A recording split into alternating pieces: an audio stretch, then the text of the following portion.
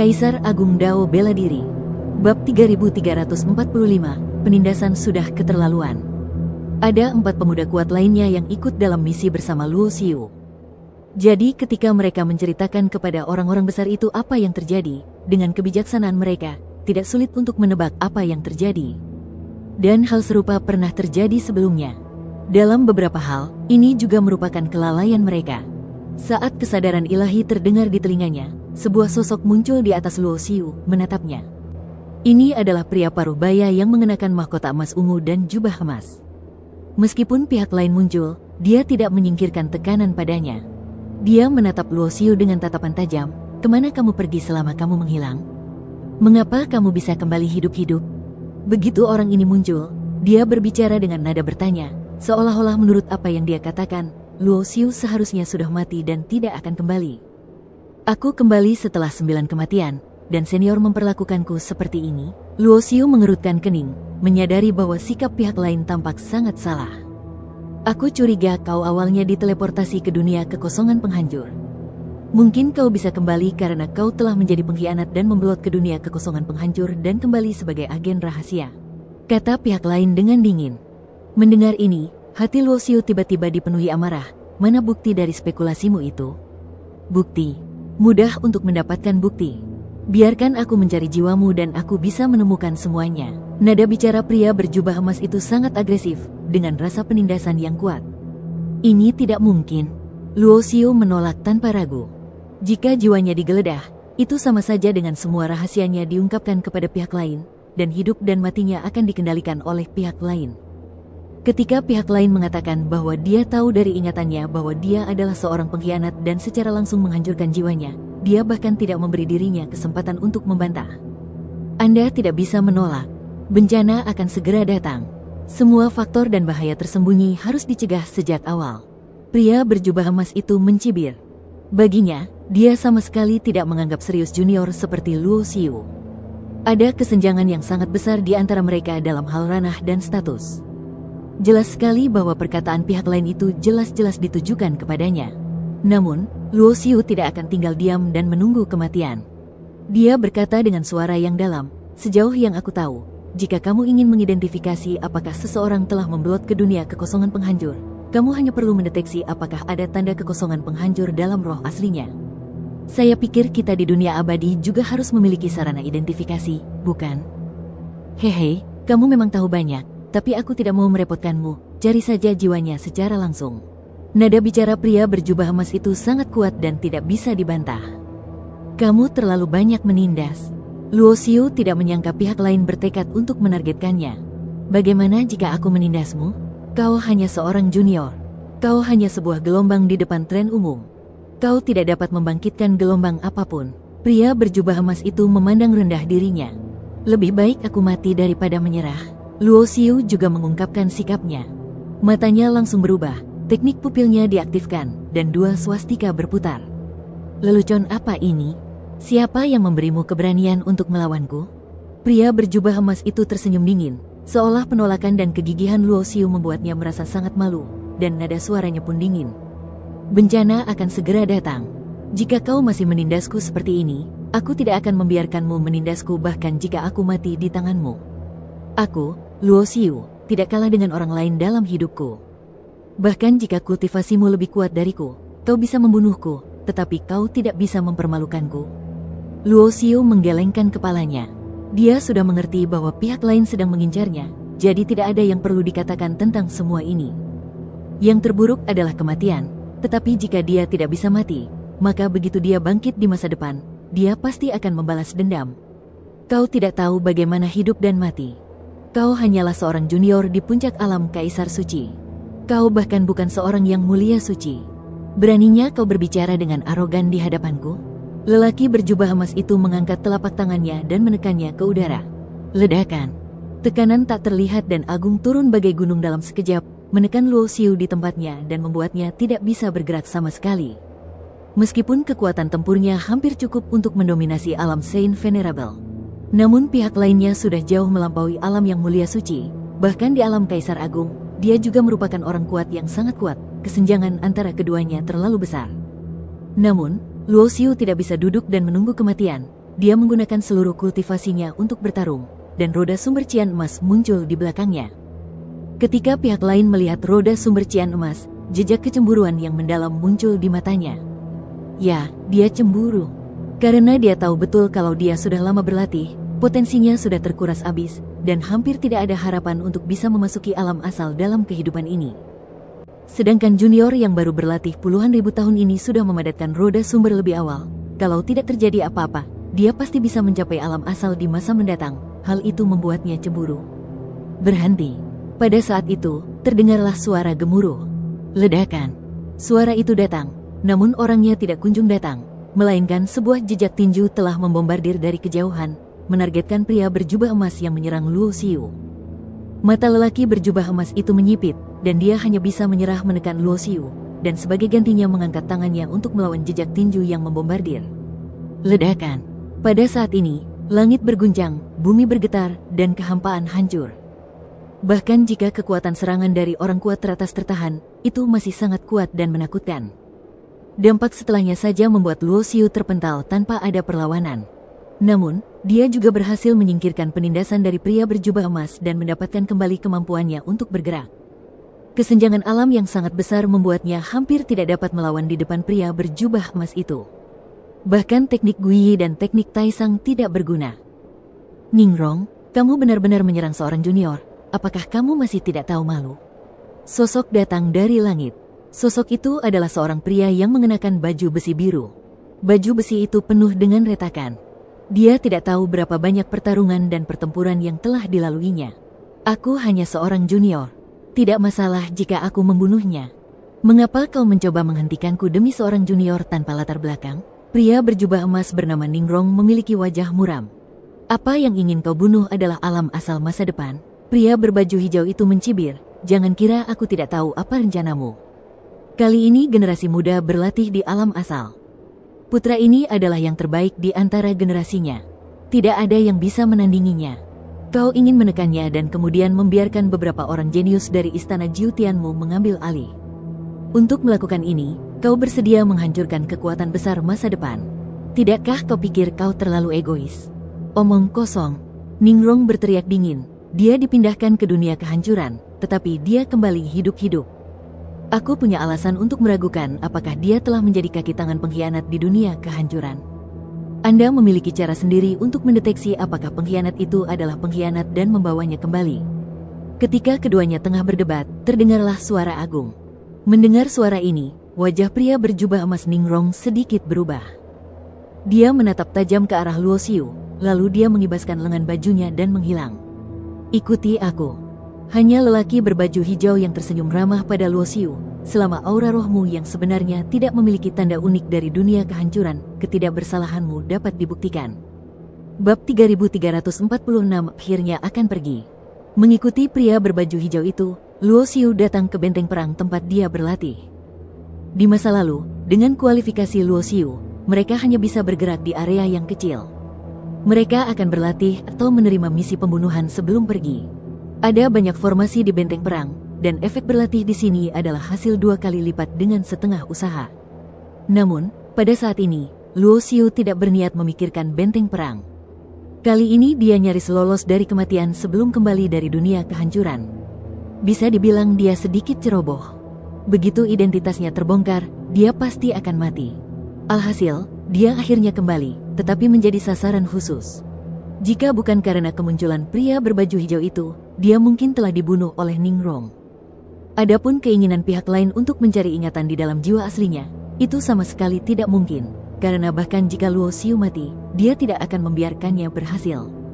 Di sebuah istana, Luo Xiu melihat seorang lelaki tua duduk bersila di atas panggung batu. Selain lelaki tua ini, Ningrong, yang sebelumnya mengincar Luo Xiu, juga ada di sini. Anak muda, kamu telah tampil sangat baik dalam proses pelatihan sebelumnya. Oleh karena itu, pihak Dexu World ingin berkomplot melawanmu dan menyebabkanmu secara tidak sengaja diteleportasi ke sisi lain. Itu memang kesalahan kami. Begitu mereka bertemu, mata lelaki tua itu tertuju pada Luo Xiu dan dia mengucapkan kata-kata ini. Dapat dilihat bahwa ini bukan pertama kalinya orang-orang dari dunia abadi dipindahkan secara paksa ke dunia kehancuran. Mungkin saja hal serupa pernah terjadi dalam beberapa tahun terakhir, dan sebagian besar orang meninggal setelah diteleportasi. Alasan mengapa Luo Xiu tidak mati adalah karena dia menemukan bekas pisau yang ditinggalkan Wu Shuang, yang meninggalkan jejak kekuatan sisa untuk merobek penghalang ruang waktu dan mengirimnya kembali. Jika tidak, ia tidak akan dapat menemukan cara untuk kembali, dan hanya masalah waktu sebelum identitasnya terungkap. Lagi pula, seperti halnya dunia abadi yang dapat mendeteksi apakah beberapa orang memiliki tanda kematian dalam roh mereka yang sebenarnya, orang-orang di dunia kematian memiliki tanda kematian, tetapi dia tidak memiliki tanda kematian. Pada titik ini, identitasnya dapat dengan mudah terungkap. Sebelum Luo Xiu bisa mengatakan apapun, lelaki tua itu melanjutkan, beberapa hal harus diperlakukan dengan hati-hati, jadi kita perlu tahu apakah kamu telah pergi ke dunia Dexu, dan pada saat yang sama. Kita juga perlu memastikan apakah kamu telah ditanami dengan tanda Dex. Kenapa repot-repot seperti itu? Kalau kamu tanya aku, cari saja ingatan di lautan kesadaran dan kamu akan tahu segalanya. Ningrong di samping mencibir. Bencana akan segera datang, lebih baik kamu singkirkan keegoisanmu, kalau tidak kamu akan kehilangan acara penting itu. Orang tua itu mengerutkan kening dan melirik Ningrong dengan dingin. Meskipun Ningrong sendiri tidak mengakuinya. Namun, tidak ada seorang pun yang bodoh di sana. Siapa yang tahu apa yang dipikirkan Ningrong? Ketika banyak ahli muda datang ke tempat asal untuk berlatih, Luo Xiu lah yang mencuri perhatian dan membuat semua orang kewalahan. Hal ini membuat para jenius muda Istana Jiutian, salah satu dari 9 tempat suci abadi, sedikit kesal. Ningrong berasal dari Istana Jiutian, dan pemuda berambut ungu serta orang lain yang telah berlatih di sini bersama Luo Xiu juga merupakan keturunannya. Adapun tujuan Ningrong, tentu saja dia ingin menekan Luo Xiu. Bahkan jika dia tidak bisa membunuhnya, setidaknya dia akan merusak hati Taonya sehingga dia tidak akan bisa bersaing dengan juniornya di masa depan. Jika dulu, banyak tokoh besar yang malas menekan seorang jenius tanpa latar belakang. Toh, latar belakang dan di balik layar adalah bagian dari kekuatan mereka sendiri. Namun keadaannya sekarang berbeda. Dalam menghadapi musuh yang kuat, ia masih memiliki motif egois dan ingin menekan seorang jenius dengan potensi tak terbatas. Ini adalah nasib pihak abadi. Peristiwa besar apa yang bisa dia lewatkan? Dia hanya seorang kaisar suci tingkat puncak. Dia bahkan belum melangkah ke tingkat penguasa suci. Bagaimana dia bisa memengaruhi keberhasilan perang yang dahsyat di masa mendatang? Ningrong masih memiliki sikap meremehkan yang sama, seolah-olah Luo Xiu hanyalah seekor semut.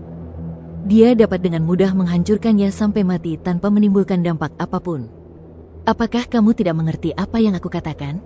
Tatapan mata lelaki tua itu menyiratkan rasa dingin. Beranikah kau mengatakan hal seperti itu lagi? Apa maksudmu? Apakah kau akan melawanku demi seorang junior? Ningrong menyipitkan matanya dan menatap lelaki tua di atas panggung batu. Lalu apa? Lelaki tua itu mencibir. Bukankah kau menindas seorang junior hanya karena kau memiliki tingkat kultivasi yang tinggi? Lalu bolehkah aku juga menggunakan tingkat kultivasiku yang lebih tinggi darimu dan menindasmu? Sambil berbicara, lelaki tua itu mengangkat tangannya membentuk segel tinju, meninju Ningrong dari jauh, lalu meninju Ningrong. Ekspresi Ningrong berubah. Dia tidak menyangka lelaki tua itu benar-benar akan menyerangnya, jadi dia segera menggunakan kultivasinya untuk menghindarinya. Namun, dia tidak dapat menghindari pukulan lelaki tua itu. Bekas pukulan itu menghantamnya dari udara, membuatnya terpental. Kabut darah dalam jumlah besar meledak di tubuhnya. Separuh tubuhnya hampir hancur berkeping-keping. Berdarah. Itu semua terjadi secara tiba-tiba. Luo Xiu juga sedikit terkejut, dan yang lebih mengejutkannya adalah Ningrong, yang tidak memiliki kekuatan untuk melawannya, tidak diragukan lagi merupakan pria kuat yang tak tertandingi, tetapi di depan lelaki tua itu, dia bahkan tidak dapat menangkis pukulan. Pergi sana. Jika ada waktu lain, aku akan membunuhmu. Bahkan orang penting di Istana Jiutian di belakangmu tidak bisa berkata apa-apa. Pria tua itu mendengus dingin. Baiklah, sangat bagus. Wajah Ningrong muram, dan sosoknya melintas lalu menghilang. Terima kasih, senior. Luo Xiu menangkupkan tinjunya dan memberi hormat. Melihat Ningrong diberi pelajaran dan pergi dengan malu, Luo Xiu merasa jauh lebih lega dari rasa dendam di hatinya. Sayang sekali kekuatan tempurnya sendiri tidak memadai. Kalau tidak, dia pasti akan memberinya pelajaran dengan tangannya sendiri, bahkan jika dia tidak membunuhnya. Jika Anda mengalahkan pihak lain, Anda juga harus memberinya pelajaran yang tidak akan pernah mereka lupakan. Lelaki tua itu menggelengkan kepalanya dan mendesah, setelah ujian, asalkan dipastikan tidak ada tanda kehancuran dalam jiwa sejatimu, kau boleh pergi ke Akademi Diri Sejati. Aku harap di masa depan kau bisa tumbuh dewasa, berdiri sendiri, dan menjadi abadi saat malapetaka datang. Dunia bisa membantu. ... Kemudian, Luo Xiu dibawa ke ruang rahasia. Di ruangan rahasia ini terdapat sebuah cermin, yang sangat sederhana dan biasa saja. Ketika Luo Xiu berdiri di depan cermin, segalanya tenang dan tidak ada penglihatan yang muncul. Hal ini membuat lelaki tua dan lelaki berbaju hijau itu mengangguk. Selama tidak ada reaksi dari cermin, itu berarti tidak ada tanda kehancuran dalam roh sejati. Jika tidak, bahkan orang kuat di atas level Kaisar Agung tidak akan mampu berdiri di depan cermin ini. Tidak akan ada jalan keluar. Pada akhirnya, Luo Xiu hendak dikirim pergi. Ada susunan teleportasi hampa di benteng perang yang dapat memindahkannya langsung ke dunia abadi. Apakah kamu akhirnya akan pergi ke dunia abadi? Ada jejak harapan di hati Luo Xiu, karena Laut Kekacauan juga merupakan bagian dari dunia abadi, dan ayahnya, kerabatnya, dan beberapa temannya semuanya ada di sana. Bab 3347 Penindasan dan Penargetan. Sebenarnya, apa yang Luo Xiu temui di kelompok Origin Land hanyalah puncak gunung es. Bagaimanapun, tingkat kultivasinya terlalu rendah dan kekuatannya terlalu lemah. Namun, pengalaman ini jelas memiliki makna yang luar biasa. Setidaknya hal itu membuat Luo Xiu menyadari sesuatu yang lebih mendasar. Susunan teleportasi hampa diaktifkan, dan sosok Luo Xiu menghilang, melakukan perjalanan melintasi ruang dan waktu. Sampai aku tidak tahu sudah berapa lama berlalu. Terjadilah ledakan. Pemandangan di sekelilingnya berubah seketika dengan kecepatan yang mencengangkan. Luo Xiu melihat sekeliling dan mendapati dirinya berdiri di atas altar kuno. Seluruh altar terbuat dari batu biru dan bersinar dengan cahaya redup. Apakah aku sudah sampai ke dunia abadi? Luo Xiu merasa takjub karena dia tahu bahwa butuh waktu yang lama untuk pergi dari alam Dao era tanpa akhir ke tempat asal. Dan jika Anda ingin pergi dari tempat asal hingga akhir era di mana dunia abadi berada, itu setara dengan melintasi hampir seluruh dunia Tao. Aura kekacauan sangat kuat. Ini adalah perasaan Luo Xiu yang paling jelas. Semakin kaya energi spiritual yang kacau, semakin cocok untuk latihan, dan semakin besar kemungkinan melahirkan pria yang kuat dan jenius. Namun tak lama kemudian, Luo Xiu mengerutkan kening. Karena tidak ada seorang pun yang menjaga altar tempat dia tiba melalui teleportasi. Masuk akal jika altar formasi kekosongan semacam ini yang membentang jauh merupakan tempat penting bagi kekuatan apapun. Saat berikutnya, hati Luo Xiu tergerak dan dia mengangkat kepalanya untuk melihat langit di kejauhan. Di ujung penglihatannya, seberkas cahaya muncul, dan dalam sekejap ia terbang menuju altar tempat Luo Xiu berada dengan kecepatan yang mencengangkan. Formasi Juseng belum diaktifkan selama beberapa tahun. Saat sebuah suara mencapai telinga Luo Xiu, sesosok tubuh juga mengikuti, muncul di udara tidak jauh dari Luo Xiu, menatapnya. Hah, itu kamu, apakah kamu junior yang bernama Luo Xiu? Yang mengejutkan Luo Xiu adalah dia tidak mengenal pihak lain, tetapi pihak lain mengenalinya sekilas. Aku belum bertanya padamu bagaimana cara memanggilku. Luo Xiu menangkupkan kedua tangannya dan mengepalkan tinjunya. Oh, kau tidak perlu tahu siapa aku, tapi dia mendengar bahwa kau dijebak di tempat asalmu dan dikirim ke dunia yang berlawanan, dan kau masih bisa kembali hidup-hidup. Itu sungguh tidak mudah. Luo Xiu bersikap sangat sopan, tetapi orang di hadapannya tampak agak sombong, menatapnya dengan pandangan merendahkan dan ekspresi tidak ramah di wajahnya. Perasaan yang diberikan orang ini kepada Luo Xiu sama dengan perasaan yang diberikan Ning Rong kepadanya saat itu. Orang-orang dari Istana Jiutian? Di dunia abadi, terdapat total 9 tempat suci abadi, yang melambangkan warisan tertinggi dari seluruh dunia abadi. Pada saat yang sama, abad abadi juga dibagi menjadi 9 wilayah, yang masing-masing diberi nama berdasarkan 9 tempat suci abadi. Jiutian Domain adalah salah satunya, dan True Self Academy juga berlokasi di sini. Dari sikap dan sasaran awal Ning Rong, Luo Xiu secara mental telah siap menghadapi sasaran lain yang akan diterimanya setelah datang ke wilayah 9 surga. Hal semacam ini membuat Luo Xiu tidak berdaya dan juga sedikit marah dalam hatinya. Karena ketika dia berada di Origin, pemuda berambut ungu dari Istana Jiutian lah yang memimpin orang lain untuk memprovokasi dia. Meskipun dia kemudian menunjukkan kekuatan besar dan memenangkan tempat pertama di antara banyak pria muda yang kuat, dia tidak pernah secara sengaja menargetkannya siapapun. Tetapi hanya karena ia berkinerja lebih baik daripada yang lain, kekuatan di belakang partai lain akan menekannya. Kemarahan yang tertahan di hatinya membuat Luo Xiu mengepalkan tinjunya dan menatap orang itu. Meskipun dia bisa merasakan aura berbahaya dari orang ini, dia tidak sekuat Ning Rong. Bukan tidak mungkin untuk bertarung? Haha, anak muda, apakah kamu ingin bertarung denganku? Orang ini mengenakan jubah hitam, dengan kedua tangan di belakang punggungnya. Ketika dia merasakan napas Luo Xiu menguncinya, dia menyadari pikirannya.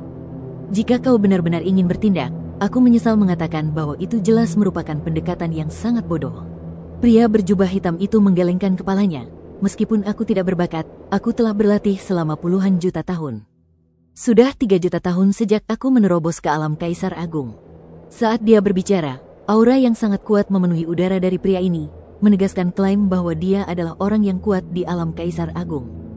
Aura dan tekanan ini jauh lebih unggul daripada milik Holy Lord. Meskipun Luo Xiu jauh lebih kuat daripada sebagian besar penguasa suci, ia masih berada di alam Kaisar Suci dan tidak dapat menjembatani kesenjangan antara dirinya dan para penguasa kuat di alam Kaisar Agung. Hal ini membuat Luo Xiu merasa tak berdaya dalam hatinya. Merasa bahwa Luo Xiu telah menyingkirkan niat membunuhnya, pria berjubah hitam itu mengangguk, "Kamu sangat pintar. Merupakan pilihan yang bijaksana untuk tidak mengambil tindakan. Jika tidak, jika kamu berani mengambil tindakan, aku akan membunuhmu." "Kau di sini untuk mengincarku, apa rencanamu?" Luo Xiu bertanya dengan suara berat. Meskipun sikap pihak lain sangat tidak baik, ia harus mengakui bahwa pihak lain tidak memiliki niat membunuh terhadapnya. "Jika aku yang harus disalahkan, itu karena kau terlalu menonjol. Anak yang tidak punya akar, tidak punya latar belakang, dan tidak punya dukungan, tetapi kau mencoba menekan dan mendominasi orang-orang yang sombong itu. Aku khawatir kau bahkan tidak tahu kapan kau telah menyinggung seseorang." Tanda tanya petik 2. Pria berjubah hitam itu menggelengkan kepalanya dan berkata, seolah mendesah, "Meskipun aku mendengar bahwa kau luar biasa dan memiliki potensi besar, di dunia ini, kau tidak bangkit dengan potensi. Aku berutang budi kepada orang lain, jadi di dunia ini ketika kau kembali hidup-hidup dari dunia lawan, berita itu sudah diterima dan mereka tahu kau akan diteleportasi dari sini. Ikutlah denganku ke suatu tempat, dan setelah 100 tahun, aku akan memberimu kebebasan." "Apakah orang-orang dari istana Jiutian memintamu melakukannya?" tanya Luo Xiu. "Ada beberapa hal yang harus kamu ketahui tanpa harus aku jelaskan dengan jelas. Ada 9 tempat suci abadi di dunia abadi, bukan hanya istana Jiutian." Pria berjubah hitam itu menyebutkan dengan cara yang agak samar. Hal ini membuat hati Luo Xiu hancur. Jika istana Jiutian bukan satu-satunya yang menargetkannya, tetapi 9 tanah suci abadi menargetkannya pada saat yang sama, maka itu mungkin merupakan upaya nyata untuk menekannya sepenuhnya. Kalian harus tahu bahwa tujuan didirikannya Akademi Diri Sejati di 9 Tanah Suci Abadi adalah untuk menyatukan berbagai peluang dan kekayaan yang tak terbatas dari 9 Tanah Suci Abadi, termasuk seluruh dunia abadi. Untuk membina beberapa ahli tingkat atas dan banyak jenius muda. Hanya sedikit yang bisa mendapatkan kesempatan ini. Kau tidak perlu marah. Warisan 9 Tanah Suci itu kuno, jauh di luar imajinasimu. Ciptaan ini sendiri telah dipersiapkan untuk para jenius dan orang-orang jenius di 9 tanah suci. Tidak mungkin bagimu, orang luar, untuk pergi ke sana. 100 tahun adalah waktu yang cukup bagi para jenius itu untuk mencapai tingkat yang sangat tinggi. Jika Anda memiliki kepercayaan diri, Anda dapat mengejar dan melampaui mereka pada saat itu. Setelah mengatakan ini, pria berjubah hitam itu menggelengkan kepalanya. Tampaknya dia tidak berpikir Luo Xiu akan mampu mengejarnya setelah 100 tahun. Lagi pula, bagi seorang jenius yang berbakat, 100 tahun adalah waktu yang cukup untuk berkembang pesat, belum lagi sumber daya dan berkah yang dikumpulkan oleh 9 tempat suci abadi. Sayang sekali, pria berjubah hitam itu sangat emosional. Dia pernah mendengar tentang Luo Xiu. Dia bahkan lebih menonjol dan lebih kuat daripada orang-orang sombong dari 9 tanah suci, dengan potensi yang tak terbatas.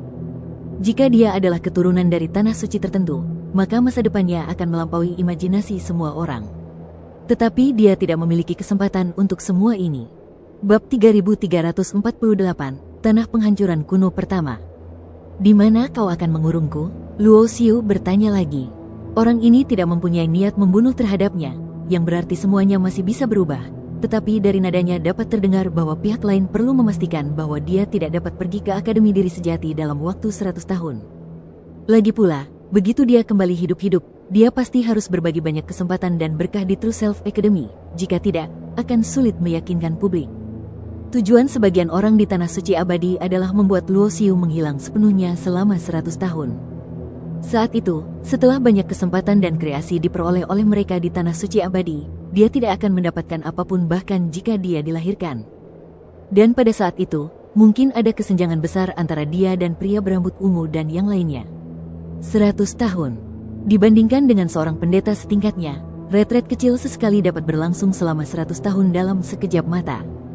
Tetapi jika ada kesempatan yang tak terbatas untuk mengumpulkan dan mengolah, 100 tahun akan cukup untuk meningkatkannya ke tingkat yang sangat tinggi. Mungkin saat kita bertemu lagi, kemungkinan besar, para pemuda kuat yang pernah berpengalaman bersamanya di tanah asal telah mencapai tingkat yang hampir menyamai Kaisar Agung. Dan jika dia ditekan dan dipenjara selama 100 tahun, dia mungkin masih berada di puncak Kaisar Suci. Setelah mengalami apa yang terjadi pada Ningrong, Luo Xiu merasa jauh lebih tenang. Maka dia tidak berjuang mati-matian, juga tidak melawan apapun, karena dia tidak mampu menandingi orang kuat di alam Kaisar Agung. Dia bahkan tidak mampu melarikan diri. Bukannya aku ingin mengurungmu di suatu tempat, tapi ada orang yang meminta bantuanku dan mengirimmu ke suatu tempat, kata lelaki berjubah hitam itu. Tempat itu luar biasa. Bertahan hidup di sana selama 100 tahun adalah sebuah keajaiban. Mendengar ini, Luo Xiu sangat marah hingga ingin memarahi ibunya. Bukankah ini jelas-jelas menyuruhnya mati? Sekalipun kau membiarkanku mati, setidaknya biarkan aku mati dengan pengertian, kan? Luo Xiu menarik napas dalam-dalam. Tidak apa-apa untuk memberitahumu. Itu adalah medan perang bencana pertama. Itu adalah medan perang tempat banyak orang kuat bertempur, dan itu juga kuburan banyak orang kuat. Ada krisis di mana-mana, dan ada juga banyak keberuntungan. Setelah berkata demikian, lelaki berjubah hitam itu tidak berkata apa-apa lagi. Sosoknya melintas di depan Luo Xiu, dan menunjuk ke arah alis Luo Xiu. Reaksi pertama Luo Xiu adalah bersembunyi. Namun, sebelum dia bisa mengaktifkan teknik naga petir, ruang di sekitarnya langsung membeku, dan semua gerakannya, termasuk aliran kekuatan di tubuhnya, tersegel. Berdengung, jari ini mendarat di tengah alisnya. Dalam sekejap, Luo Xiu merasa bahwa lautan kesadarannya juga telah disegel, dan kultivasinya di puncak Kaisar Suci, yang sebanding dengan kekuatan tempur Tuan Suci, semuanya menghilang. Benar-benar menyebalkan, Luo Xiu mendesah dalam hatinya. Ia merasa jika amarahnya dapat digunakan sebagai kekuatan magis, ia merasa bahwa amarahnya dapat membakar seluruh wilayah 9 surga. Segera setelah itu, Luo Xiu tiba-tiba merasa berputar, tidak tahu apa nasibnya selanjutnya. Saya tidak tahu berapa lama waktu berlalu, tetapi Luo Xiu mendapati dirinya berada di kedalaman kehampaan yang gelap dan dingin. Melihat ke atas, jauh di sana, ada dunia yang rusak, atau lebih tepatnya, alam semesta yang rusak. Pecahan bintang, pecahan benua, pecahan langit dan bumi terlihat di mana-mana, dan lonjakan energi itu menimbulkan bahaya yang tak terhitung banyaknya. Ini, mata Luo Xiu membelalak. Ini adalah Cugu yang hancur. Suara pria berjubah hitam mencapai telinganya. Inilah medan pertempuran bencana pertama, yang dapat disebut sebagai perang paling tragis dalam sejarah. Silakan saja, kalau 100 tahun lagi kamu masih hidup, kamu boleh keluar. Pria berjubah hitam itu melirik Luo Xiu dan berkata, tempatku berada adalah satu-satunya pintu masuk dan keluar. Aku akan menjaganya dalam 100 tahun ke depan. Jika kau ingin melarikan diri dari sini, aku tidak akan menunjukkan belas kasihan. Membunuhmu, kau mengerti? Saat dia berbicara, pria berjubah hitam itu mengangkat tangannya dan melepaskan segel pada Luo Xiu. Kemudian dia melambaikan lengan bajunya dan kekuatan yang tak tertahankan menggulung Luo Xiu ke arah Cugu yang hancur. Medan perang pun terbang menjauh. Ledakan. Kalau aku lihat dari luar, aku tidak terlalu memikirkannya. Dan ketika Luo Xiu benar-benar memasuki medan perang kuno ini, pemandangan yang disaksikannya tiba-tiba berbeda. Ada kabut tipis yang memenuhi langit yang hancur, bumi, dan langit berbintang, dan kabut yang menyebar ini membuat Luo Xiu merasakan aura yang familiar, seperti saat dia merasakan klan iblis jauh di alam iblis tanah penciptaan kuno. Napas leluhurnya sama, energi asli, baik di dunia kekal maupun di dunia kehancuran, Ki asal merupakan nafas yang paling asli dan hakiki. Luo Xiu tidak akan pernah lupa bahwa ketika dia mampu memadatkan cakra sumber dan mengolah tubuh asal dan jiwa asal, dia diberkati oleh leluhur klan iblis. Dan di tempat ini, aura aslinya lebih kuat dari alam iblis tempat leluhur klan iblis berada. Jika Anda bisa berlatih di tempat ini, bukankah mungkin untuk maju dengan cepat? Namun tak lama kemudian, Luo Xiu menjadi tenang. Sebab jika daratan kuno yang hancur ini benar-benar mempunyai ciptaan yang begitu mengejutkan, tidak mungkin dia akan menemukannya sampai dia datang. Tidak diragukan lagi bahwa energi asli yang tampaknya merupakan ciptaan yang mengguncang dunia pasti mengandung bahaya besar, dan setidaknya dapat mengancam para penguasa di alam kaisar. Jika tidak, para kaisar dunia abadi pasti sudah menyerbu ke sini sejak lama, mengambil semua energi asli. Lagi pula, jika Anda bisa mendapatkan begitu banyak origin key, itu akan sangat bermanfaat bagi orang-orang kuat di alam Kaisar Agung. Adalah mungkin untuk mengambil satu langkah lebih jauh dan melangkah ke alam origin. Mengaum. Tiba-tiba Luo Xiu mendengar suara gemuruh yang menggetarkan bumi dan gemuruh di telinganya. Seolah-olah seekor binatang buas purba yang sedang tidur telah terbangun. Hanya keganasan mengerikan yang terkandung dalam suara itu membuat hati Luo Xiu terasa dingin dan kulit kepalanya tiba-tiba terasa mati rasa. Pada saat yang sama, dalam benak Luo Xiu, gambaran seekor binatang buas yang meraung-raung tampak muncul. Ia berlari kencang dan bertempur di medan perang. Tidak diketahui berapa banyak orang kuat yang tercabik-cabik dan dimangsa olehnya. Kekuatannya yang ganas tidak ada habisnya. Hal ini membuat Luo Xiu merasa ngeri, dan dia memusatkan tekadnya pada lautan kesadaran, mencoba menghilangkan gambaran dalam benaknya. Ketika Luo Xiu sadar kembali, ia mendapati seluruh tubuhnya basah oleh keringat dingin. Butuh waktu lama baginya untuk menyesuaikan emosinya sebelum ia perlahan-lahan mendapatkan kembali ketenangannya. Mengerikan. Wajah Luo Xiu agak jelek. Dia tidak menyangka akan menemui hal aneh seperti itu setelah memasuki tanah kehancuran kuno. Anda harus tahu bahwa ia telah memadatkan jiwa asal. Dalam hal lautan kesadaran jiwa, ia lebih kuat daripada kebanyakan orang suci. Bahkan orang-orang kuat di negara Kaisar Agung tidak dapat menyerang lautan kesadarannya dan memengaruhi jiwanya. Namun, di sini, dia terjerumus ke dalamnya tanpa menyadarinya. Jika tekadnya tidak cukup kuat dan dia dapat bereaksi tepat waktu, dia mungkin akan terguncang habis-habisan oleh aura ganas binatang buas yang bertarung di medan perang. Mungkin satu-satunya hal yang dapat membuat orang bernapas lega adalah bahwa selain dari raungan dan raungan, tidak ada binatang buas yang benar-benar ganas yang keluar. Jika tidak, binatang buas yang begitu kuat, apalagi kaisar suci kecil seperti dia, bahkan jika seorang kaisar agung datang, diperkirakan tidak akan ada hidup atau mati.